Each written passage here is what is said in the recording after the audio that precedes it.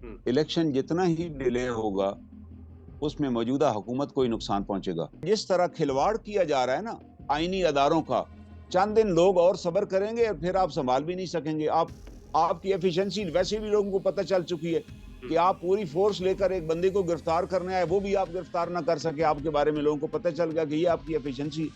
उन लोगों को हमेशा मुसल्लत किया जाता है जिनको रियासत चलानी नहीं आती। हुँ, वो फिर हाथ पे हाथ रख के बैठ जाते हैं और फिर हालात हमारे सामने हैं जो हो रहे हैं। बाजवा साहब, जो हमारे मोहतरम बाजवा साहब हैं, वो 2 साल तक तो सियासत में हिस्सा ही नहीं ले सकते। लेकिन वो मुसलसल इंटरव्यू दे रहे हैं और और इंटरव्यूज के अंदर बता रहे हैं कि फैज हमीद ये कर रहा था, फैज हमीद वो कर रहा था, फलां को उठा लिया उसने, फलां को उसने ये कर दिया, मुझे पता चला तो मैंने ये किया। भाई तुम आर्मी चीफ थे और वो लोग जो अपने आप को आज भी एहतसाब से मावरा समझते हैं, उनको कानून के कटहरे में लाया जाए। जब तक ये बाजवा और फैज हमीद को हम कटहरे में नहीं लाएंगे, हमारे हालात नहीं बदलेंगे। जी, बिस्मिल्लाहिर्रहमानिर्रहीम, अस्सलाम वालेकुम। सियासत डॉट पी के आप देख रहे हैं, जमाल अहमद आपके साथ हूँ। एडवोकेट इनामुर रहीम साहब मेरे साथ हैं। सर, अस्सलाम वालेकुम जी। वालेकुम अस्सलाम वरहमतुल्लाह। जनाब, मेरे नाजरीन को भी सलाम पहुंचे। सर, सबसे पहले तो रमज़ान थैंक यू मुबारक है, अम्मा जी। अल्लाह ताला खैर खैरियत फरमाए। बिल्कुल, सर अल्लाह ताला खैरियत फरमाए जी, बरकत का आमीन, महीना है, आमीन। ताकि इलेक्शन हमारे कमीशन ऑफ मामलात सुधर जाए। आमीन। Sir, election commission of Pakistan ने फैसला दिया है रात को, एक उनका जो उन्होंने एक शेड्यूल दिया था वो वापस ले लिया है। 30 अप्रैल को पंजाब में आम इंतखाबात का कहा ये गया है कि अब नहीं होंगे और तारीख भी 7 महीने बाद की दी है, अक्टूबर की दी है। इसको किस तरह से देख रहे हैं? असल असूली तौर पे देखा जाए, तो अगर हुकूमत ये समझती है कि वो इलेक्शन डिले करके कोई उसको फ़ायदा पहुँचेगा, तो मैं समझता हूँ कि ये हुकूमत की मिसकैलकुलेशन है। हुँ, इलेक्शन जितना ही डिले होगा, उसमें मौजूदा हुकूमत को ही नुकसान पहुँचेगा। वक़्त पे इलेक्शन हो जाते तो बहुत बेहतर था। हुँ, और मैं चंद और चीज़ें भी आपसे शेयर करना चाहूँगा और नाज़रीन से भी, कि असल में जो मौजूदा हुकूमत है, इसकी जो रियल अपोज़िशन है ना, हुँ, ये अपना सारा फ़ोकस इमरान खान साहब पे किए बैठे हैं। जबकि इनकी असल अपोज़िशन जो है वो महँगाई है, जो या दिन-ब-दिन बढ़ रही है, और इल मैनेजमेंट। ये 2 ऐसी चीज़ें हैं, इनको जितना भी टाइम मिल जाए ये अपना ही नुकसान करेंगे। आप थोड़ी-सी मिसाल ले लीजिए कि आटा, इन्होंने एक स्कीम बनाई कि जी हम आटा तक़सीम करेंगे। आटा तक़सीम करते हुए 3 शहरियों की जान चली गई। आज 5 यानी हो यूँ हुकूमत। जी, आज 5 हो गए हैं। आज 1 5 हो गए। जी, आप इससे अंदाज़ा लगा लें, जो हुकूमत इतनी नाअहल हो कि उसके पास एक पूरी इंतज़ामिया है मुल्क के अंदर, डिप्टी कमिश्नर, कमिश्नर, तहसीलदार, फिर पूरा एक निज़ाम हुकूमत मौजूद है। आप शहरियों के दरमियान 10-20 केजी का एक आटे का गट्टू जो है वो नहीं डिलीवर कर सकते, आप कोई मैकेनिज़्म नहीं बना सकते। हुँ, पूरी दुनिया में देख रही है कि एक न्यूक्लियर ताकत है, आलम इस्लाम की वाहिद न्यूक्लियर ताकत, जिसके अंदर बताया गया कि ईसार और कुर्बानी कीजिए। वो ईसार और कुर्बानी करने वाली कौम जो है, अपने मुस्तहिक लोगों उसके सामने मर रहे हैं और उनको आटा तक नहीं घरों पे पहुँचा सकते। ये तो लोगों के डोर स्टेप पे डिलीवर होना चाहिए था। इन जमातों की पॉलिटिकल वर्कर्स किधर गए? जब पाकिस्तान बना था तो यही वो वर्कर्स थे, मुस्लिम लीग के ही वर्कर्स थे, जो वाल्टन कैंप में पहुंचे और उन्होंने वहां ड्यूटीज दी और जी, तमाम महाजरीन को अकोमोडेट किया, क्योंकि इंतजामिया तो मौजूद ही नहीं थी। तो आज हमारी पॉलिटिकल लीडर्स को भी चाहिए, मैं समझता हूँ कि उन्होंने भी अपनी कारकुनों की तरबियत नहीं कर सके। हुँ, हमने एक हजूम तैयार किया है और हजूम हर तरफ दौड़ रहा है। कौम ने उसमें किसी एक जमात को नहीं, तमाम जमातें जिम्मेदार हैं कि उन्होंने अपने लोगों की तरबियत नहीं की कि हमने इन क्राइसिस में लोगों के पास कैसे जाना है या लोगों की कैसे हेल्प करना है। ये तो एक नेशनल क्राइसिस है ना इस वक्त, जो हुँ, गवर्नमेंट को समझ नहीं आ रही। और जी, इसके अलावा एक और चीज की तरफ मैं तवज्जो दिलाता हूँ सर, कि परवेज मुशर्रफ और जब शौकत अजीज इस कौम पर मुसल्लत किए गए, तो उन्होंने एक आलमी साजिश के तहत डीजल का रेट बढ़ा दिया। इससे पहले ये होता था कि पेट्रोल का रेट अगर 100 रुपए लीटर है तो डीजल 50 रुपए होता था, क्योंकि हमारी पब्लिक ट्रांसपोर्ट डीजल पे चलती है। हमारी टोटल ज़राअत ही डीजल पर है, जो ट्यूबवेल है, ट्रैक्टर है, सब कुछ। और हम कहते थे कि हम खुराक में खुद कफील हैं, और ये एक एजेंडा था कि हमें खुराक में खुद कफील नहीं लेना। उन्हें दो काम किए शौकत अजीज साहब ने, डीजल को उठा के पेट्रोल के बराबर कर दिया, नतीजतन ज़राअत महंगी हो गई। दूसरा, परवेज मुशर्रफ साहब ने यह किया कि रियल स्टेट को प्रमोट किया और बड़े बड़े जो ज़रूरी इलाके थे वो रेजिडेंशियल कॉलोनी में बदल गए, पूरे के पूरे इलाके। और जो कमी कोताही रह गई थी वो बाजवा साहब ने पूरी की, जिसकी वजह से वो तमाम इलाके जो शहरों के करीब थे, जहां से रोजमर्रा की सब्जी शहरों में आती थी, वो खत्म हो गए। जब वो खत्म हो गए तो आज एक ज़रूरी मुल्क है और हम आलू, प्याज और टमाटर भी बाहर से इंपोर्ट कर रहे हैं, और उसकी कीमत कहाँ चली गई। ऐसे तो पॉलिसीज। ये वो, और अभी इस हुकूमत ने क्या कारनामा सर अंजाम दिया है? इस हुकूमत ने ये कारनामा सर अंजाम दिया कि डीजल का रेट पेट्रोल से भी बढ़ा दिया है। ये जी। पाकिस्तान की तारीख में पहली दफा हुआ है कि इस वक्त डीजल जो है वो पेट्रोल से भी महंगा है। तो इसका मतलब है आप तो मुल्क की ज़राअत तबाह कर रहे हैं। आप तो किसान को ग्राउंड पे लाना चाहते हैं कि ना वो ट्रैक्टर इस्तेमाल करे, ना वो ट्यूबवेल इस्तेमाल करे, और पब्लिक ट्रांसपोर्ट का भी बेड़ा गर्क हो जाए और तमाम लोग फिर ख्वार हों। तो ये वो, इनको ये चाहिए था कि इसकी तरफ तवज्जो देते, कि गुड गवर्नेंस लेकर आते और उसके बाद अपनी महंगाई को काबू करते। न सिर्फ कि एक बंदे के ऊपर पूरी पूरी सियासत जो है वो उसको गिरफ्तार करने में लगी हुई है, जिसकी अदालत ने वारंट जारी किए हैं, वो अगर अदालत में नहीं आएगा तो नॉन अवेलेबल वारंट हो जाएंगे, वो भी अगर कंप्लाई नहीं हुए तो वो मफरूर डिक्लेयर हो जाएंगे। आपको क्या परेशानी की जरूरत है कि वसाइल, वो जो गवर्नमेंट मशीनरी है, बजाय कि लोगों के वेलफेयर पे खर्च की जाती, वो सारी की सारी से एक नई लॉ एंड ऑर्डर सिचुएशन मुल्क के अंदर पैदा कर दी गई। सर मैं पॉइंट इसके, इलेक्शन कमीशन ऑफ पाकिस्तान तो एक आजाद इदारा है और उसने इलेक्शन मुलतवी कर दिए हैं। देखे ना, इलेक्शन कमीशन के पास ये होना नहीं चाहिए था। ये कोई अच्छी बात नहीं है कि इलेक्शन पोस्टपोन हो गए। दुनिया इख्तियार के है। अंदर जंगों के, जी इख्तियार तो उनके पास है। देखे ना, इलेक्शन कमीशन के पास इलेक्शन कराने के अनार्मस पावर्स हैं। हम्म। उनके पास फीडबैक आती है, बेशुमार मसाइल पैदा कर सकती है गवर्नमेंट। गवर्नमेंट कह सकती है हमारे पास फंड्स ही नहीं है। हम्म। असल में हमारे जो सियासी रहनुमा है ना, ये भी एक कंफ्यूजन का शिकार है। उसकी बुनियादी वजह आप देखिए कि इसी हमारे जो खान साहब हैं वो पार्लियामेंट से मुस्ताफी होकर चले गए जब अदम एतमाद आई। जी। फिर उन्होंने अपने मेंबर्स को भी कहा कि आप भी मुस्ताफी हो जाएं, वो भी मुस्ताफी हो गए। फिर पार्लियामेंट में चले, फिर कोर्ट में चले गए कि जी हमारे इस्तीफे मंजूर न किए गए। हाई कोर्ट ने ऑर्डर दे दिया कि इनके इस्तीफे मंजूर न किए जाएं, इनको वापस लिए जाए। गवर्नमेंट ने इस पर अपील कर दी। अब आप अंदाजा लगाएं, कल सेनेट का इजलास था, खान साहब की पार्टी ने सेनेट के इजलास का बाइकाट किया, उन्होंने इजलास ही अटेंड नहीं किया। जॉइंट भाई सेशन। आप सेनेट के इजलास में आइए, वो चारों सूबों को प्रेजेंट करती है, और आप एक कौमी जमात हैं, वहां मुतालबा रखिए कि जी हमें बताएं किस वजह से इलेक्शन पोस्टपोन हो रहे हैं। आप ये जितनी क्यूरीज हैं, असल में दुनिया में पार्लियामेंट ये चीजें तय करती है ना। सियासतदान मसाइल हल करते हैं, सियासतदान जजेस की रिक्रूटमेंट के असूल तय करते हैं, अदलिया के प्रोसीजर्स को देखते हैं, कवानीन बनाते हैं। लेकिन हमारे कैसे सियासतदान हैं, ये भाग भाग के अदालतों में जा रहे हैं कि जी आप इलेक्शन की हमें डेट दे दें, फलां डेट। भाई ये काम तो आपके करने का है। हम्म। कौमी असम्बली तो चले टूट गई या उसके मेंबर्स रिजाइन कर गए, लेकिन अभी सेनेट तो मौजूद थी। कल सेनेट का इजलास था, खान साहब की पार्टी वहां मौजूद होती, उनकी खासी मेंबर्स हैं उनके सेनेट में, वो मुतालबा करते कि हमें बताया जाए। असल में ये जो हम तमाम सियासी पार्टियां अवॉइड कर रही हैं ना पब्लिक को फेस करने से, ये नुकसान, एक नुकसान की बात है पीटीआई के कि अलावा भाई आप पार्लियामेंट का मतलब यह मशावरत, आप वहां पहुंचे और आप हुकूमत से मुतालबा करें, बजाय कि आप वहां कहीं और जाके बैठ गए और उसके बाद आपको पता ही नहीं है। आप कंफ्यूजन का शिकार हैं कि आप करना क्या चाहते हैं। सर वरना तो वो देखें ना, इलेक्शन कमीशन है, वो कह देंगे जी हमारे एक रिपोर्ट आ गई सिक्योरिटी थ्रेट की, वो दूसरे फाइनेंस डिवीजन कह देगा हमारे पास फंडिंग ही नहीं है जी, और अदारे कह देंगे जी हमारे पास पुलिस फोर्स ही नहीं है, तो फिर उनके पास तो एक बहाना आ जाएगा, वो कहेंगे जी इन हालात के अंदर हम नहीं कंडक्ट कर सर सकते। मैं कहीं पढ़ रहा था कि ये तमाम इदारे पाबंद है इलेक्शन कमीशन का हुक्म मानने का, वरना तौहीने इलेक्शन कमीशन लगती है, पर तौहीन अदालत का जो इख्तियार, तरह का इख्तियार है इलेक्शन कमीशन के पास। इलेक्शन कमीशन ने मुलतवी तो कर दिए हैं।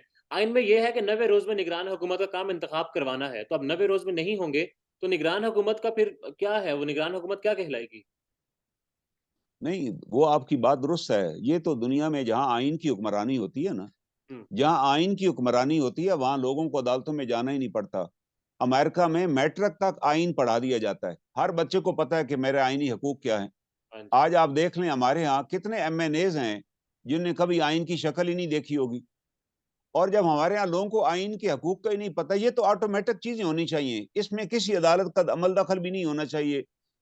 इलेक्शन कमीशन का इख्तियार है, उसने डेट अनाउंस करनी है, तमाम अदारे पाबंद हैं उसकी सपोर्ट करने के लिए। लेकिन हमारे यहाँ जिस तरह खिलवाड़ किया जा रहा है ना आईनी अदारों का, और आज भी आप देख लें कि बाजवा साहब, जो हमारे मोहतरम बाजवा साहब हैं, वो 2 साल तक तो सियासत में हिस्सा ही नहीं ले सकते, लेकिन वो मुसलसल इंटरव्यू दे रहे हैं, और वाह। इंटरव्यूज के अंदर बता रहे हैं कि फैज हमीद ये कर रहा था, फैज हमीद वो कर रहा था, फलां को उठा लिया उसने, फलां को उसने ये कर दिया, मुझे पता चला तो मैंने ये किया।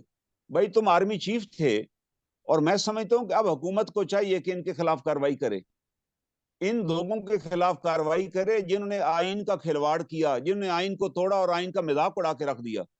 भाई आप ये कर रहे हैं और फिर साथ तजदीदें भी कर रहे हैं, और आप उसके बाद उस अपने हलफ की पहले भी आपने खिलाफवर्जी की, आपने 2 मुंतखब हुकूमतों को तोड़ा, और अब आप फिर लोग, अगर पहले आपके दौर में लोग उठाए जाते रहे, अब फिर उठाए जाते रहे, तो फिर क्या फर्क पड़ा? तो मैं समझता हूं कि हमारी जो सियासी जमातें हैं उन्हें मैच्योरिटी का सबूत देना चाहिए, सर और आप वो तय करें रूल ऑफ बिजनेस, ताकि कौम के एक मंजिल की तरफ रवाना हो। क्योंकि ये ब्लेम गेम तो खत्म होनी चाहिए। हम अभी डिफॉल्ट की तरफ जा रहे हैं, महंगाई अपने अरूज के ऊपर है, रमजान शरीफ में भी कीमतें बढ़ेंगी और बढ़ती चली जाएंगी, तो जी फिर क्या असर होगा? ये तो गवर्नमेंट से, हुकूमत से, इनको हुकूमत चलानी मुश्किल हो जाएगी, ऐसे हालात पैदा हो जाएंगे। सर तो इसका हल तो यह है कि सियासतदान मिल के बैठें और मिल बैठ के तय करें कि इलेक्शन हमने इस तरह कराने हैं। अगर आप सेनेट में भी नहीं आएंगे, आप देखें ना, सेनेट वो अदारा है, जब कौमी असम्बली भी ना हो तो सेनेट कंटिन्यू रहती है, जी सेनेट कभी भी डिसॉल्व नहीं होती, 1/3 मेंबर हमेशा काम करते रहते हैं। और अगर खान साहब सेनेट कभी बाइकाट करके बैठ जाएंगे, वहां जाएंगे ही नहीं, तो ये इशू कैसे रिजॉल्व होगा? मैं सर समझता हूँ अब सियासतदानों को तय कर लेना चाहिए कि हम आपस में बैठ के अपने मसाइल हल करें, और वो ही हल कर सकते हैं और उन्हें हल करने चाहिए। ठीक है सर, दो सूबों की असम्बलीज टूट चुकी हैं, बैठकर ये किस तरह से मसाइल हल करेंगे? आप इलेक्शन से भाग रहे हैं, तहरीक इंसाफ के अलावा बाकी तमाम जमातें जो हैं वो चाहती हैं कि इस वक्त इलेक्शन ना हो। मैं आपको बता रहा हूँ ना, वो ये समझ रहे हैं कि इलेक्शन डिले होगा तो हमें फायदा होगा, जबकि ये हमाकत है। या तो आपको गवर्नेंस की अच्छी मिसाल पैदा कर सके ना, आप कहें कि जी हमने फलां एक गोल्डन जो अंडा गौर अवाम को दे दिया है, या फलां चीज हमने अवाम के लिए फलां रिफॉर्म हम लेकर आ गए हैं। आपने एक दिन पहले रिफॉर्म एक इंट्रोड्यूस कराई पॉलिसी कि जनाब हम छोटी गाड़ियों वालों और मोटरसाइकिल वालों को फ्री पेट्रोल देंगे, या सस्ता पेट्रोल देंगे। 24 घंटे नहीं गुजरे कि आपको पॉलिसी वापस लेनी पड़ गई। अगर जी आप इस तरह गवर्नमेंट चला रहे हैं तो भाई इलेक्शन कराएं और किसी के हवाले करें, जो भी आए फिर आप साइड पे हो जाएं। जी लेकिन इसका हल जो है, बहरहाल सियासतदानों को तय करना है। ये उनका काम है, वो मिल के बैठे हैं। ये कह देना कि मैं बैठने को तैयार नहीं, हम सेनेट देखें ना, सूबाई असम्बली नहीं है दो, लेकिन सेनेट की क्या अहमियत है कि सेनेट के अंदर तमाम सूबों की नुमाइंदगी है। वो एक सुप्रीम अदारा है, देखा जाए तीनों हाउसेस के अंदर, वो कभी डिसॉल्व नहीं होता। तो आप वहां आए और आप इसको रेज करें, आप वहां इस ये कर रेजोल्यूशन लेकर आए, वहां पता भी चल जाएगा लोगों को कौन मुखालफत कर रहा है और क्या मुखालफत की रीजन है। क्या ये सारी चीजें, इस पे डायलॉग की जरूरत है, ताकि वो आए और इसके ऊपर डायलॉग हो और चीजें आगे चलें। लेकिन अगर आप इस तरह नहीं करेंगे, ब्लेम गेम ही करेंगे, तो वो तो हालात में अवाम तो सियासतदानों की तरफ देखते हैं ना, कि जी सियासतदान को मेच्योरिटी का सबूत दें। अगर पहले भी लोग लापता होते थे, खान साहब के दौर में भी कितने साफियों को उठाया गया पीका ऑर्डिनेंस के तहत, उसको हमने चैलेंज किया, उस ऑर्डिनेंस को डिजॉल्व कराया।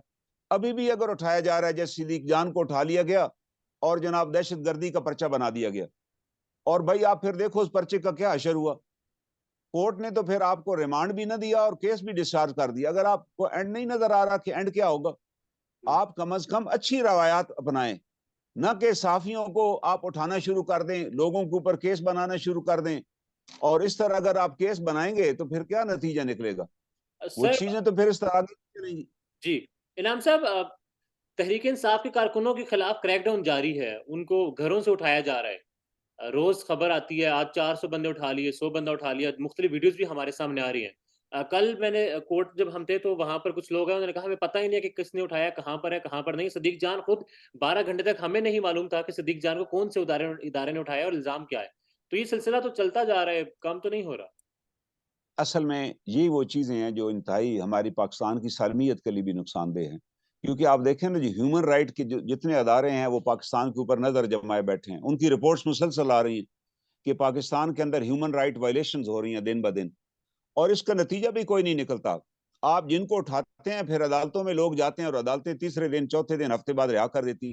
जी और वजह है कि आपके पास कोई मवादी, कोई मटीरियल ही नहीं होता। एक फजूल किस्म का आप इल्जाम लगाते हैं और उसके बाद बंदा पकड़ लेते हैं, फिर उसके बाद अदालत में जब पेश पेश नहीं कर सकते तो अदालतें उसको डिस्चार्ज कर देती हैं। तो आपको क्या मिला? यानी इससे हमारी रियासत का इमेज तबाह हो रहा है बैरून मुल्क। और यही वो चीजें हैं, ये इससे पहले भी यूरोपीय यूनियन कह चुकी है कि आपके यहाँ जो इतने ज्यादा लापता लोगों के केसेस हैं, तो उसकी वजह से भी वो उनने हमें ग्रे लिस्ट में डाले रखा काफी अरसा तक। अगर ये वायलेशन जारी रहेगी तो हमारा तो इमेज तबाह हो जाएगा। और हुकूमत को मैं समझता हूँ कि हुकूमत को थोड़ा सा मैच्योरिटी का सबूत देना चाहिए। After all they are the politicians. या अगर इनके साथ माजी में ये सब कुछ हुआ है राना सनाउल्लाह खान पे जेली केस बनाया गया, तो कम से कम ये सबक सीखें कि अब किसी पे जेली केस ना बनाए। यहां तक कि हाई कोर्ट में पूछा गया हुकूमत सरकार से कि जनाब इमरान खान साहब के पास कितने केसेस हैं, तो FIA का वकील बता ही नहीं सका कि कितने केसेस अब तक रजिस्टर हो चुके हैं। तो फिर खान साहब के वकील ने बताया जी कम से कम 80 केस रजिस्टर हो चुके हैं। जी भाई ये क्या मजाक आप बना रहे हैं? आप अपने पूरा जो सिस्टम है उसको आपने दाव पे लगा दिया है, सिर्फ एक बंदे की खातर क्यों उसको हम कार्नर पे कार्नर करना चाहते हैं। और भाई उसके ऊपर कौन सा ऐसा इल्जाम है? आप गुड गवर्नेंस दें, आप अपनी हुकूमत को बेहतर करें, और महंगाई के खिलाफ कोई हमें नजर आए कि आपने महंगाई के बारे में ये किया। अगर आपके पास यही काम रह गया है कि गिरफ्तार करना है, लोगों को उठाना है, तो फिर ये हुकूमत आपकी नहीं चल सकेगी। चंद दिन लोग और सब्र करेंगे और फिर आप संभाल भी नहीं सकेंगे। आपकी एफिशिएंसी वैसे भी लोगों को पता चल चुकी है कि आप पूरी फोर्स लेकर एक बंदे को गिरफ्तार करना है, वो भी आप गिरफ्तार ना कर सके, आपके बारे में लोगों को पता चल गया कि ये आपकी एफिशिएंसी। अगर आपकी एफिशिएंसी ये है तो खुदारा उस एक बंदे से फोकस हटाएं, इस अवाम के बेपनाह मसाइल हैं उनकी तरफ तवज्जो दें। आज लोग रोटी को तरस रहे हैं, आप उस तरफ तवज्जो दें और लोगों को बताएं जी ये कोई हुकूमत है। और 100 बंदों की काबीना आपने रखी हुई है ऊपर से, वो बैरूनी मुल्क से जो डेलीगेशन आता है वो देख के परेशान हो जाता है कि इनके हालात ये हैं कि इनके पास तनख्वाहें देने को पैसे नहीं, और 100 बंदे की काबीना है जिनकी आपस में तालमेल ही नहीं है, कोई कोऑर्डिनेशन ही नहीं है कि क्या करना है क्या नहीं करना है। सर लास्ट में बस ये बता दें, इस वक्त हुकूमत का पूरा जोर बज़ाहिर ये लग रहा है कि इमरान खान को साइड पर करने के लिए, उनको दीवार से लगाने के लिए, रास्ते से हटाने की तरफ है। जो इमरान खान के लिए बोलता है उसके ऊपर भी कार्रवाई कर दी जाती है। हसान न्याजी एडवोकेट हैं, इमरान खान साहब के भांजे भी हैं। अब वो जमानत करवा के निकलते हैं, फिर उन पर दोबारा कोई पर्चा होता है और वो जेल में चले जाते हैं, 2 रोज़ा जिस्मानी रिमांड होता है। आज वो निकले हैं, जुडिशियल हुए हैं और उन्होंने हथकड़ियों को चूम रहे थे वो। तो एक काला कोट पहने हुए एक वकील है और उस पर इस तरह का हो रहा है, तो आम आवाम का क्या होगा? ये देखें ना, ये सारी चीजें इंतहाई काबिल मजम्मत हैं। ये तो आज तक पाकिस्तान की तारीख में कितने ऐसे सियासतदान थे जिनको कॉर्नर करने की कोशिश की गई, लेकिन उनमें से किसी एक को भी कॉर्नर नहीं कर सके। ये हो ही नहीं सकता ना, एक पब्लिक विल है और पब्लिक विश है, आप इसको डिनाई नहीं कर सकते। और नई गिरफ्तारियों से अब लोग बेखौफ हो चुके हैं। अब वो जो खौफ था ना कि हमें लापता कर दिया जाएगा, वो खौफ खत्म हो गया। ये खौफ था ये हम पे पर्चे बनाए जाएंगे, वो भी खौफ खत्म हो गया। जिन लोगों पे पर्चे बनाए गए अदालतों ने उनको रिहा कर दिया क्योंकि उनके खिलाफ कुछ भी नहीं था। अब सिचुएशन ये है कि अब अदालतों को भी पता चल चुका है कि ये फेक केस बनाए जा रहे हैं और उठाया जा रहा है, जिसका नतीजा है कि आप जाते हैं फौरन बेल हो जाती है। मैं समझता हूं कि अब अदालतों ने अपनी ड्यूटी को पहचान लिया है कि हमारी क्या ड्यूटी है। यहाँ भी परसों ही एक बंदे को पिंडी से उठाया गया और उसका केस जस्टिस चौधरी अब्दुल अजीज साहब के पास था, जिसमें उन्होंने फौरन ऑर्डर किया। उन्होंने कहा SHO को कहा कि मुझे तमाम इलाके की वीडियोस लेकर आओ और कल रिपोर्ट पुटअप करो। बताओ ये किस तरह वीगो गाड़ियां और पुलिस की गाड़ियां सुबह 5 बजे वहां गई और किस इलाके से आई थी और किस इलाके से वह उठाकर चले गए। उन्होंने कहा मैं छोड़ूंगा ही नहीं तुम्हें, मैं CPO और तमाम को। उन्होंने फिर वजारत दिफा, वजारत दाखिला तमाम को समन किया कि सब रिपोर्ट दें ये मुल्क के अंदर क्या हो रहा है। तो मैं समझता हूं इस वक्त अदालतें जो हैं उन्होंने अपनी ड्यूटीज को रियलाइज किया कि हमारा ये काम है, और अदालतें अभी इस लिहाज से नोटिस ले रही हैं। और अब हुकूमत को सोचना चाहिए कि हुकूमत अपना इमेज दिन ब दिन खराब कर रही है, इसका कोई भी नतीजा नहीं निकलता। आप आते हैं फिर उसके बाद जब वो कुछ भी नहीं पेश होता रिहा कर देते हैं, तो आप इन इन हथकंडों से किसी को भी कॉर्नर नहीं कर सकते। सर ये बज़ाहिर फस्ताई है कंडे हैं, न किसी को चुप कराया जा सकता है। आप अपनी गवर्नेंस को बेहतर करें, महंगाई पे काबू पाएं, और कम से कम डीजल का रेट ही नीचे लेकर आए ताकि जो हमारा किसान है उसको थोड़ा उसको को रिलीफ मिले, पब्लिक ट्रांसपोर्ट के किराए कम हो ताकि आवाम को रिलीफ मिले। आप इनको शऊर ही नहीं है कि क्या काम करने वाला और क्या काम नहीं करने वाला। ये बदकिस्मती है इस वक्त वेल हमारे इस मुल्क की, जी कि हमारे ऊपर वो लोगों को हमेशा मुसल्लत किया जाता है जिनको रियासत चलानी नहीं आती। वो फिर हाथ पे हाथ रख के बैठ जाते हैं और फिर हालात हमारे सामने हैं जो हो रहे हैं। सर ये तो बस अल्लाह ताला से हमें इस्तगफार करनी चाहिए कि अल्लाह हम पर रहम करे। ये वैसे तो हमारे अमाल ही हैं जो हुक्मरानों की सूरत में हमारे ऊपर मुसल्लत हैं। हमें अपना भी एहतसाब करना चाहिए, अपना भी जायजा लेना चाहिए। और अपना जब हम एहतसाब करेंगे तो नतीजतन अगर मैं तौबा कर लूं कि मैं चोरी नहीं करूंगा, तो कम से कम एक चोर तो माशरे से कम हो जाएगा ना। जी जी मैं कम से कम कानून और ज़ाब्ते पे चलूं तो कम से कम एक बंदा चलने वाला हो जाएगा। और मेरा ख्याल है यही मैसेज हमें लोगों को देना चाहिए कि हम सब अपना एहतसाब करें और फिर हुक्मरानों का भी एहतसाब करें। और वो लोग जो अपने आप को आज भी एहतसाब से मावरा समझते हैं, उनको कानून के कटहरे में लाया जाए। जब तक ये बाजवा और फैज हमीद को हम कटहरे में नहीं लाएंगे, हमारे हालात नहीं बदलेंगे। इस मामले में बिल्कुल मैं मुत्तफिक हूं कि इन सब का कड़ा एहतसाब करना चाहिए, जिन्होंने आज पाकिस्तान के अवाम को इन हालात से दो चार किया कि आज हम बिल्कुल आप ब्रेकिंग स्टेज पे पहुंचे हुए हैं। अल्लाह हम पर रहम करे और अल्लाह हमारे हालात को बेहतर फरमाए। जो भारी जिम्मेदारी है हमारी अदलिया पर, हर उस शख्स का एहतसाब हो जिसने आइन से खिलवाड़ किया है या आइन से खिलवाड़ कर रहा है। बिल्कुल, क्योंकि जो कौमें अपना एहतसाब नहीं करती, अल्लाह फिर मुतसिब बाहर से आप भेजता है। जो बाहर से मुतसिब आते हैं वो बड़ा जालमाना हिसाब करते हैं, एहतसाब करते हैं। इस वक्त जरूरी है कि हम एहतसाब करें, इन तमाम कौमी मुजरमों को कटहरे में लाया जाए जिन्होंने इस रियासत को बाजीचे अतफाल बनाया, बच्चों का खेल बनाया और इस्लामी एटमी ताकत को दुनिया के अंदर मिजाक बनाकर रख दिया। ये जरूरी है एहतसाब करना, किसी को सपेर न किया जाए। बिल्कुल और ये अगर ये जमातें, सियासी जमातें फेवर करेंगी कि नून लीग अगर कहे जी अभी बाजवा साहब को जाने दिया है क्योंकि हमें उन्हें मसनद इक़्तिदार पे बिठाया है, या पीटीआई ये समझे कि फैज अमीर साहब को कुछ ना किया जाए, हमारे साथ हैं, तो ये भी अवाम के मैंडेट के साथ गद्दारी कर रहे हैं। और सब के सब ये अवाम के मैंडेट के साथ गद्दारी है। तमाम मुजरमों को जिन्होंने आइन तोड़ा, अपनी आइनी जिम्मेदारियां पूरी नहीं की और अपने हलफ की खिलाफवर्जी की, उनको आइन के कटहरे में, उनको कानून के कटहरे में लाना जरूरी है। तब जाकर हम कह सकेंगे कि हम एक जिम्मेदार रियासत के शहरी हैं।